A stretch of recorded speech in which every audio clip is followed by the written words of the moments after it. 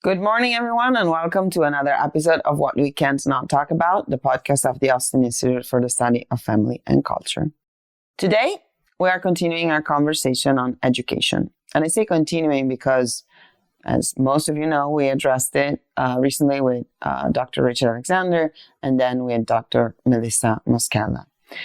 And I would also add that education to the human person is what the Institute is mainly about, at least in our programming.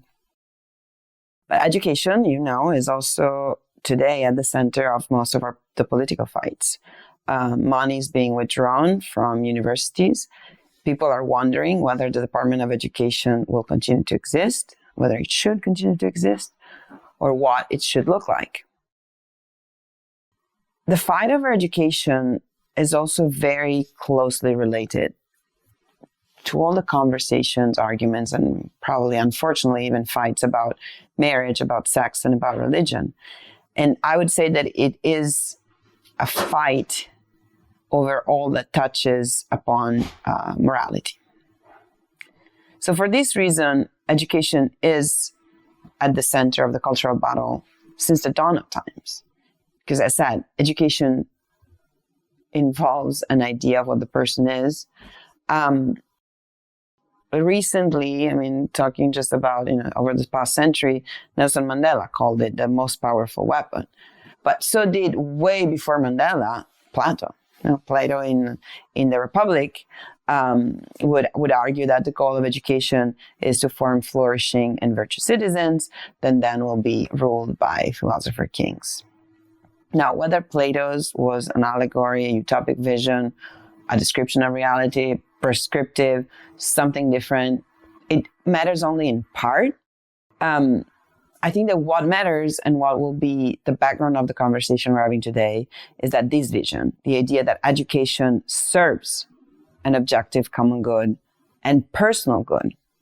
This is the vision that has influenced the West, the West view and understanding of education, and this at the very least until the time of the founders.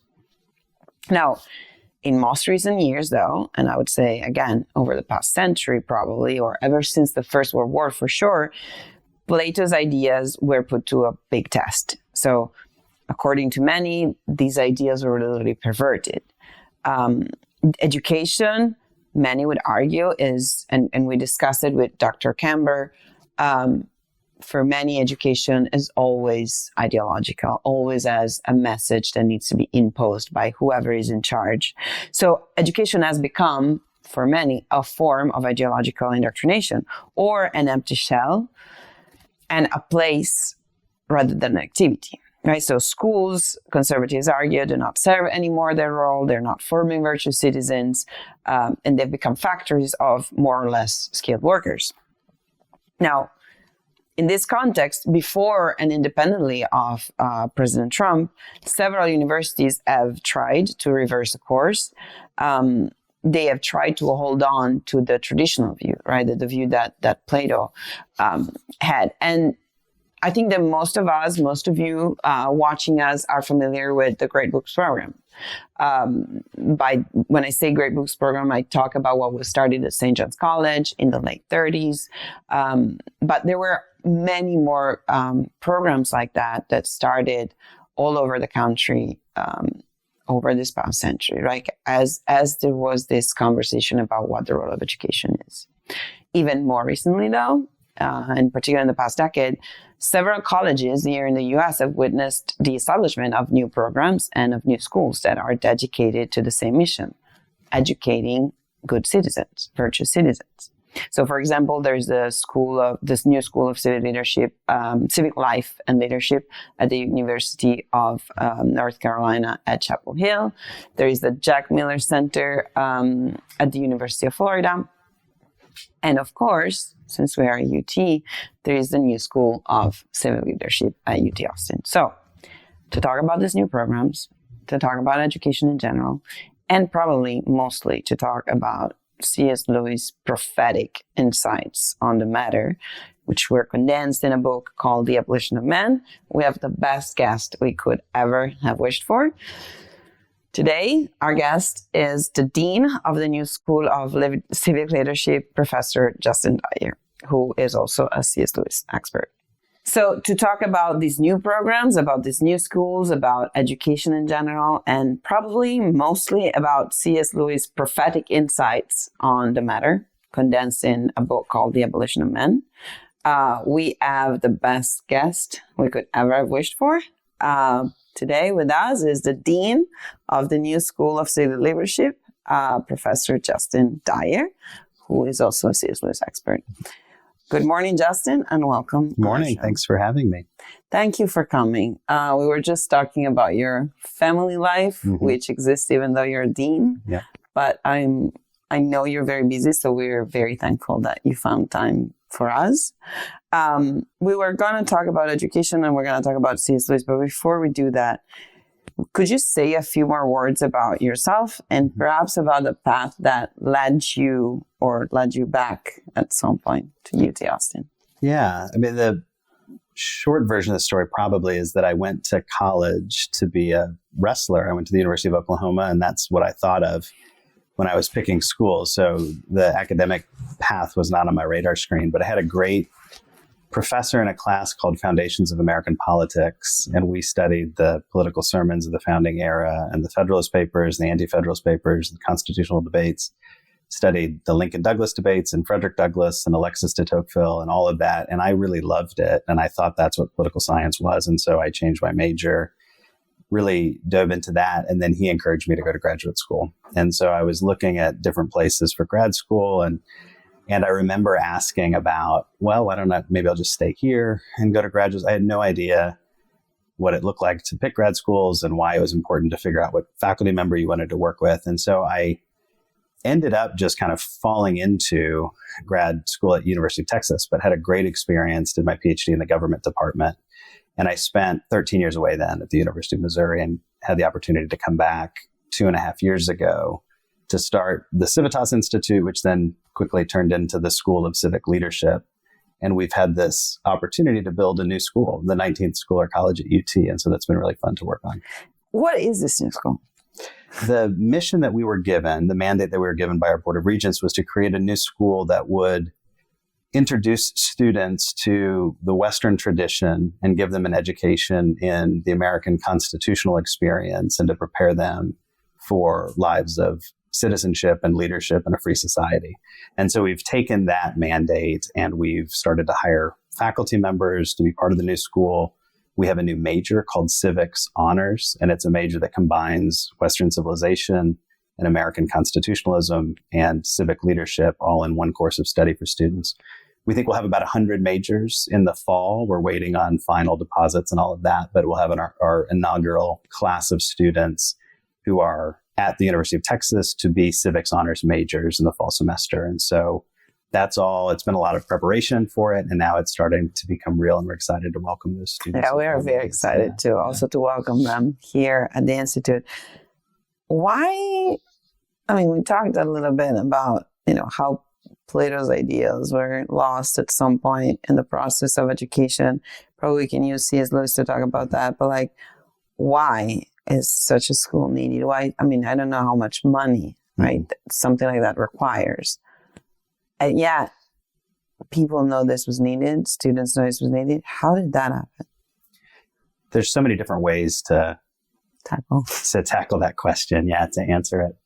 In some ways, what I have tried to do is to point out and to point back to the founding of public education in the United States, public higher education in the United States.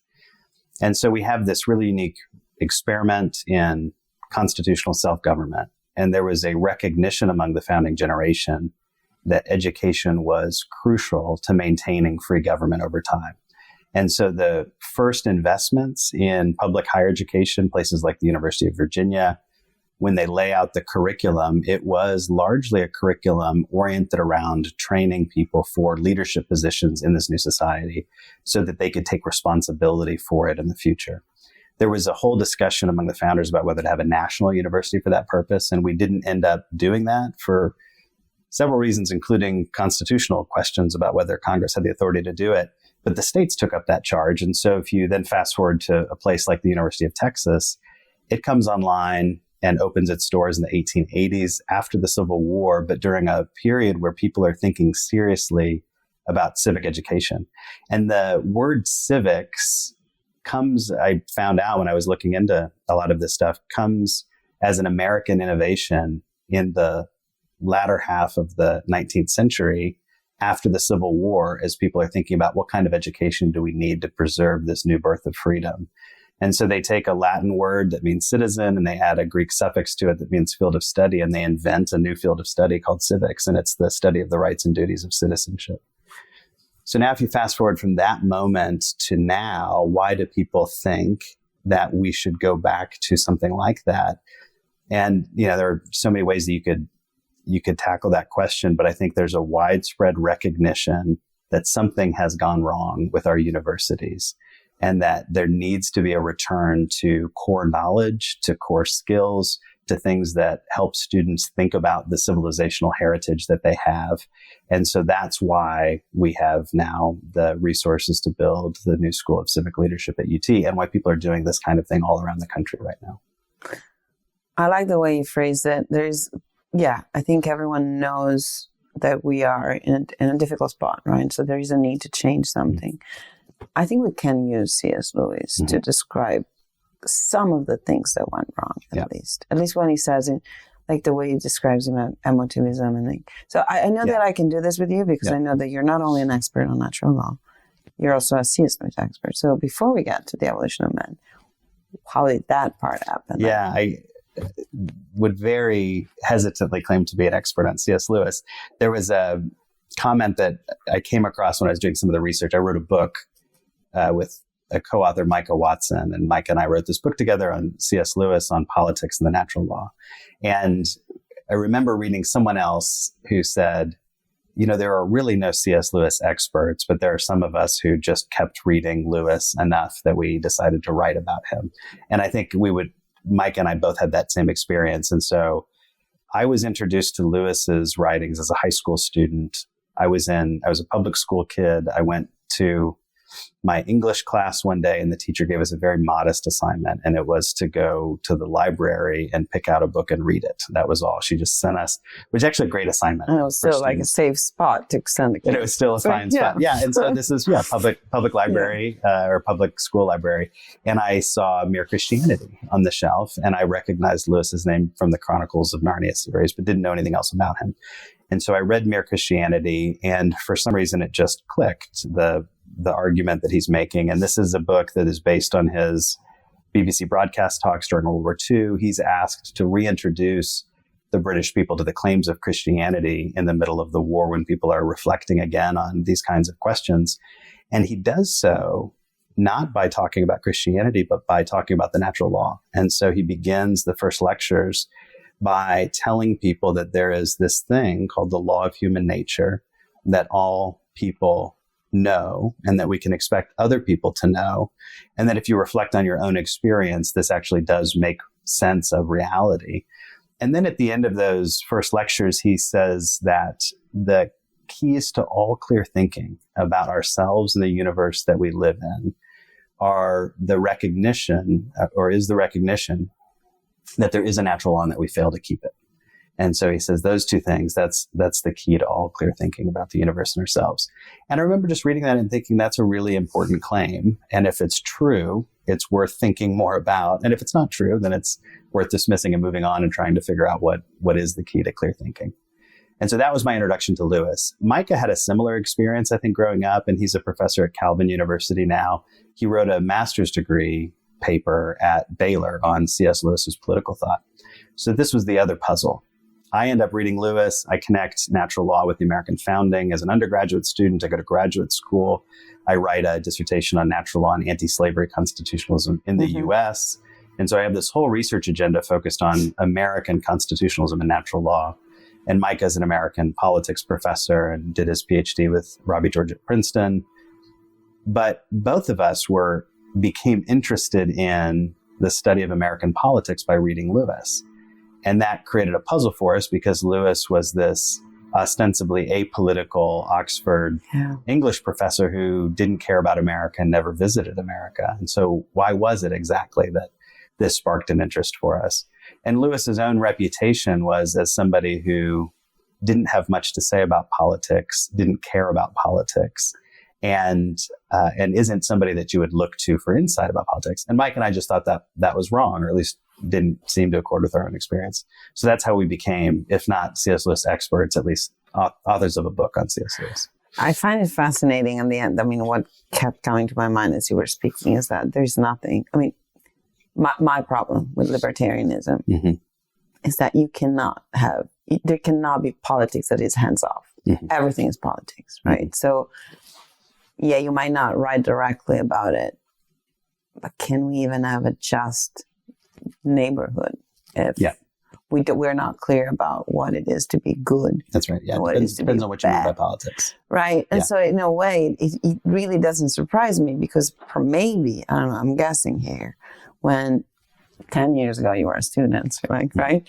That was a moment where people were having this ideas that, well, you can be absolutely hands off, you know, nothing is necessary. And that this recognition that, no, we need to talk about good and bad. And I think this is something that I wanted to ask you later on during our conversation that was more related. And I want to anticipate it now.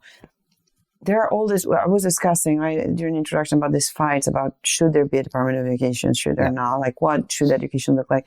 Don't you think that both sides, and not just one, risks not having understood the message of the natural law and not looking for a school of leadership because it's good, but because that's what we stand for. I feel this way, right? And so going on with this emotivism, then I think you would agree with that. Oh, yeah. There's always, there are cross currents in our culture and politics all the time. And there's a danger of wanting to score partisan points in the way that we approach education, getting caught up in that too much. There's a danger in, I think right now in particular, the backlash against the liberal arts is to just get rid of the liberal arts altogether and to think that the only kind of education worth having is vocational education that we need to train people for.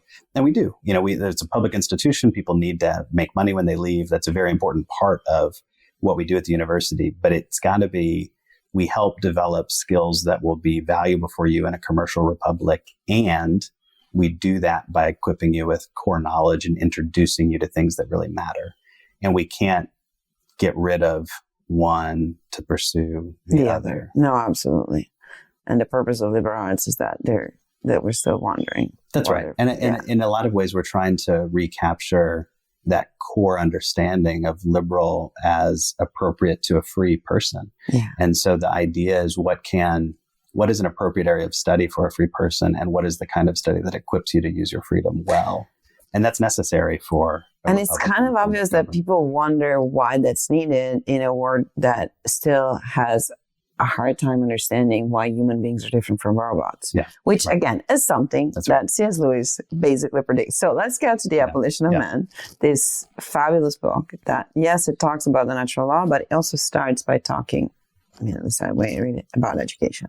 And so this, first of all, is evidence that the problem is not new, right? It's not something that started with the past administration, the past two administrations. We have this problem going back, say, 80 years, isn't today? Like, basically when he writes the 40s. It is kind of wild to read people like C.S. Lewis and Dorothy Sayers and others who are already talking about how, there's education is in decline and we can't recover it and the world is ending, and all of that in, early and then mid 20th century, thinking about education in those terms. So this is not a new phenomenon. It's something we've been dealing with for a long time. Yeah, and maybe they were the way I read it is not that nothing has changed, but that they were prophetic.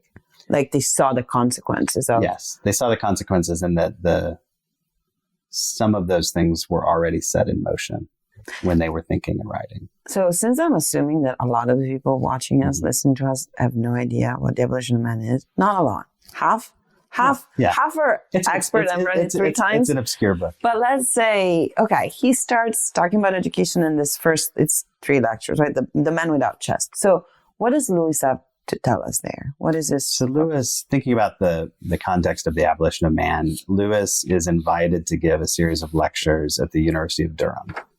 And he decides to give these lectures on a book that had been sent to him that he was asked to write a review of. And he is a professor of Renaissance and English literature, and he's then asked as an expert to comment on this book that is intended to teach students in upper form schools in England how to think about the English language.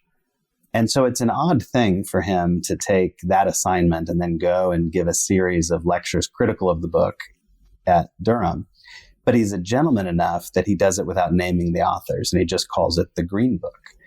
And when I was doing some research for this, I went and got the book from Interlibrary Loan, and it comes to the library without the dust jacket, and it's green, it turns out.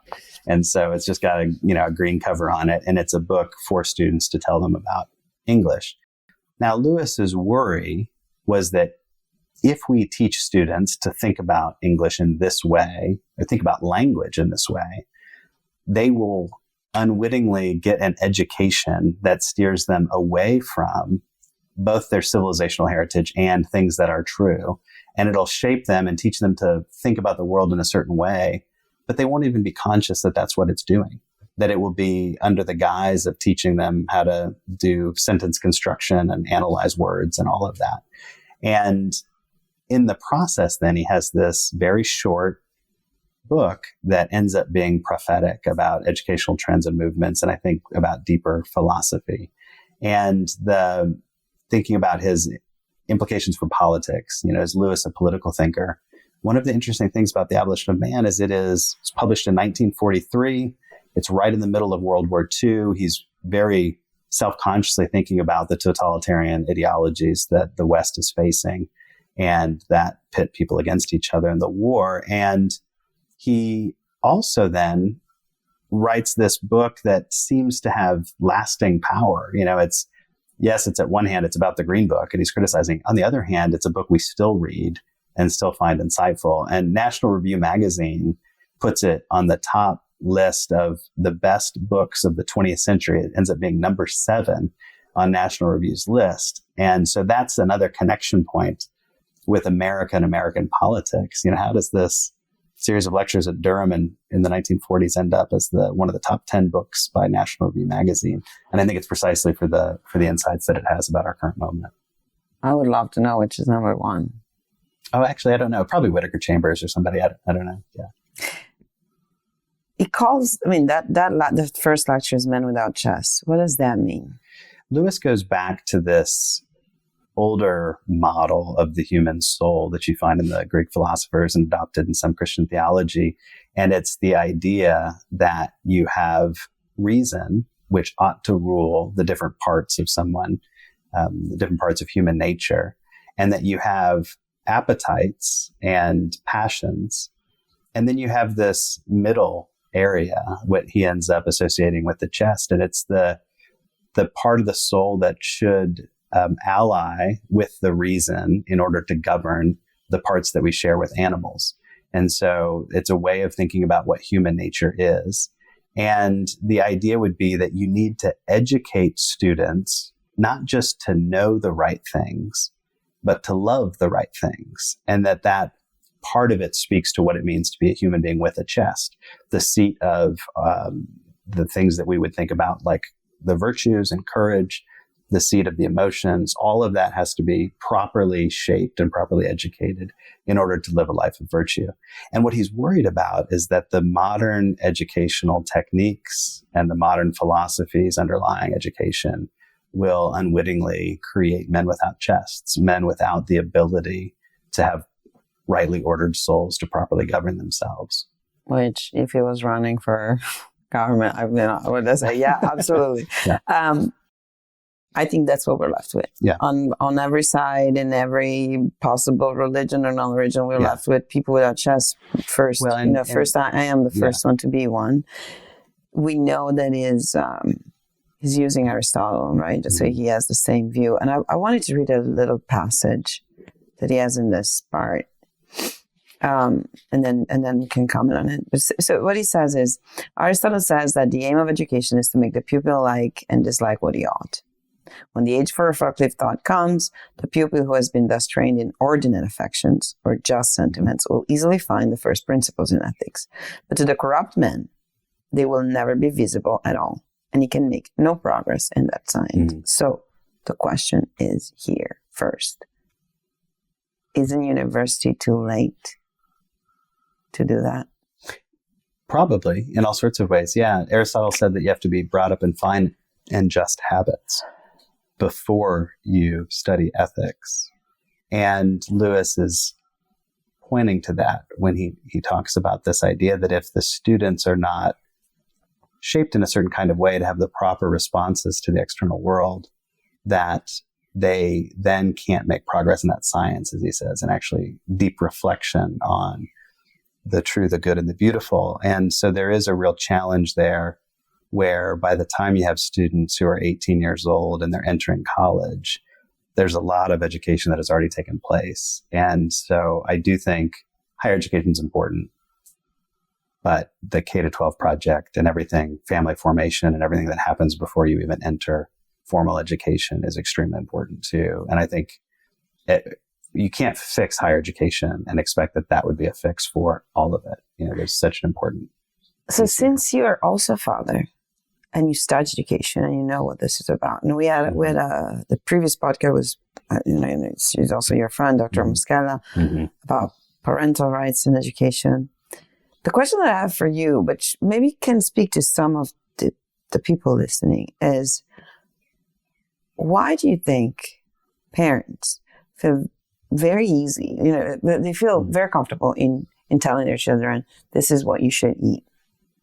This is what the time you should brush your teeth. This is how often you should go to the gym. But when it comes to we should pray, you should be kind to your friends.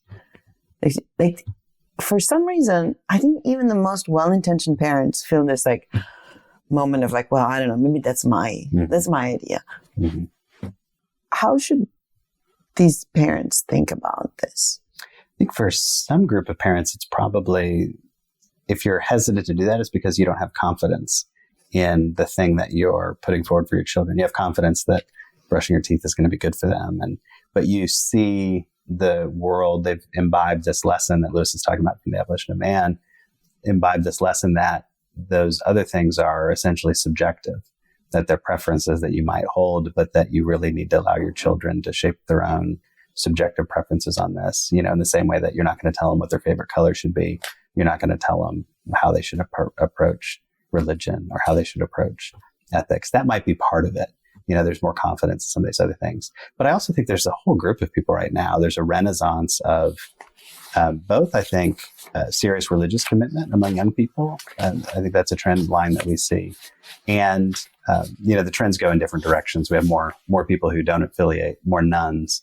But I also think there's a clarifying effect of that. And the people who are committed to religious communities are more serious about it. And you also have probably post-COVID in particular, but a renewed interest in alternative educational opportunities for kids. People are willing to homeschool more. They're willing to try classical schools more. There's a whole renaissance of classical education. So I think you see both, but people are aware that, kind of like higher ed, aware there's a problem and trying to figure out solutions. Could we say that any parent who's listening and is thinking that no, ideas about ethics and religion are subjective should absolutely read The Abolition of Man? Oh, absolutely. Just start to think about. It's a great book, and it'll speak to some people and not to others. Lewis has a particular writing style that some people find accessible and some find very difficult. But I think the key point that he's getting to is really important, and it shapes how I view a lot of things. It was my early introduction to Lewis and how I think about a lot of the problems in higher ed and elsewhere. But Lewis's basic insights is that either reason has access to truths about human nature and about what is good, and that those things really are true. There's a moral realism component to how we think about the world. And we ought to conform our lives and our characters and our educational systems in light of that reality. Or there is no reality, or at least there's no moral reality. There's no moral truth there. And that the only thing that matters is the thing that you desire, whatever that happens to be. And that your reason is the calculating faculty that you have that helps you get it. And so those are the two models. And I don't know if there's really another model for how to think about that. Either reason is trying to discover and discern what is true and what is good, or there isn't anything that's true and good. And reason is just trying to calculate to help you get the thing that you happen to want, which is itself arbitrary, literally lacking a reason, that you have these arbitrary desires and reason helps you get it. And that's it. And that's the worldview that the students are being taught in the Green Book by the way that they're taught to think about how we use language. Which I'm afraid is also the worldview of the tech bro. Mm-hmm. So the other prophetic insight of C.S. Lewis is a fear and skepticism of science, right? The word of science. It starts, and it's not it starts with talking about contraception. That to him is already a clear example of science going wrong.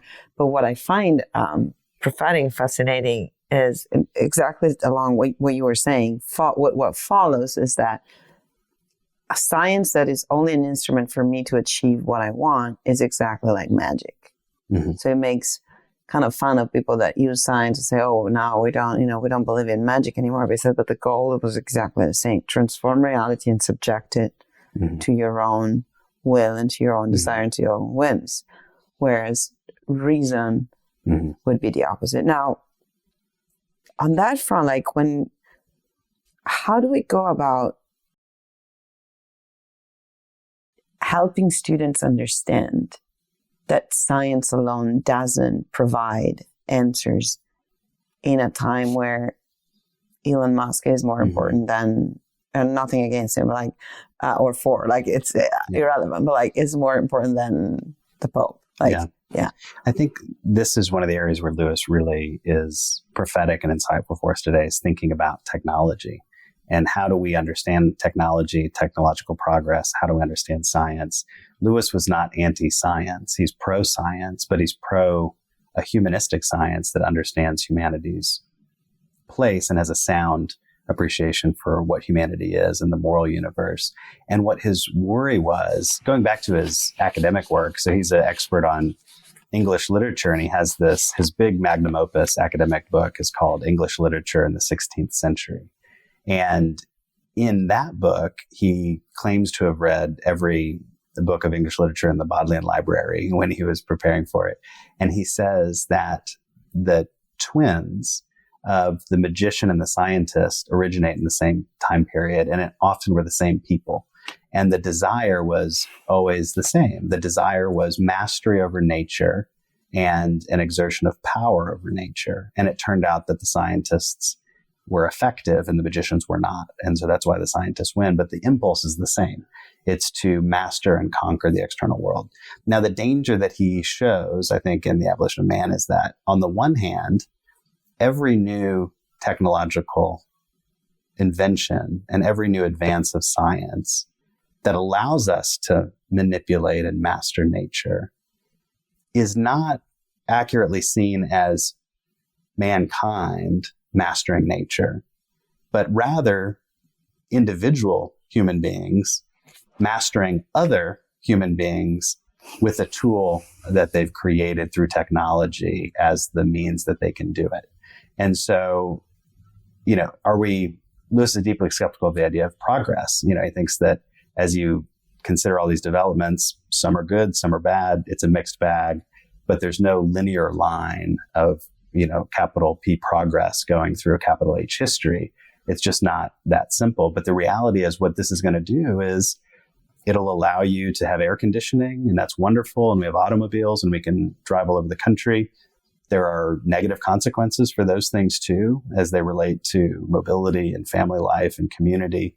But then as you go up the scale, then we have the atomic bomb, and that's allows you to end World War II, but allows you to obliterate whole civilizations. That's not by itself necessarily a good thing. And so every new technology is like that. But his worry is that Now we've at once reached a stage of scientific progress and development that the scientists think that they can not just master nature with technology, but they can master human nature with technology. And at the moment you can master human nature with technology and shape it into what you want it to be, the warning is that does not mean that all of us are going to be the masters of our own nature. It means that some small segment of people who have that technological mastery are going to be they'll have the ability to shape all of humanity into the image that they want. And for a time, that image may look humane and decent and just because they're running on the fumes of an older civilization, but there's no reason for it. It will literally be at the arbitrary whim of the people who hold power if that educational philosophy takes root.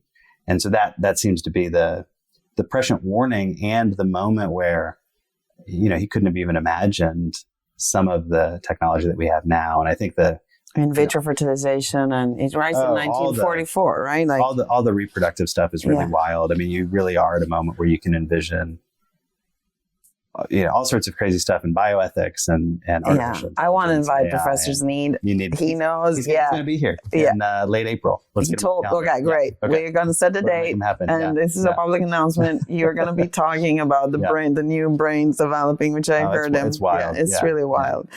I know we don't have a lot of time more, and I don't know that we've even talked enough about the abolition of man, if not the message being clear that, you want to understand natural law, you want to understand what's gone wrong with education, you want to understand what's going wrong. So just read that book. It takes you, I re-listened to it on an audio. It's 2 hours and a half, maybe 3. Town Lake, do the whole thing, get the whole book. There is one thing, though, that I would like to finish with, which struck me because on the Seminary of Marriage, we were reading an article on, I can't remember the author, but it was about the decline of vows. And Chesterton writes about it first, right? But we live in an age where you don't have vows to marriage, but you also don't have vows to religious life, and you don't have vows to the military. Right? So these 3 things so anything that requires permanent commitment. What struck me is that there is a section of the Abolition of Man where he talks about the dolce decorum est, or dulce decorum. I don't know how you guys pronounce it. I'm going with my church Latin. It is sweet and honorable to die for one's country, right? So he's quoting Horace. At the same time, most Americans, I would assume, know that sentence from the anti-war poem that was written after First World War.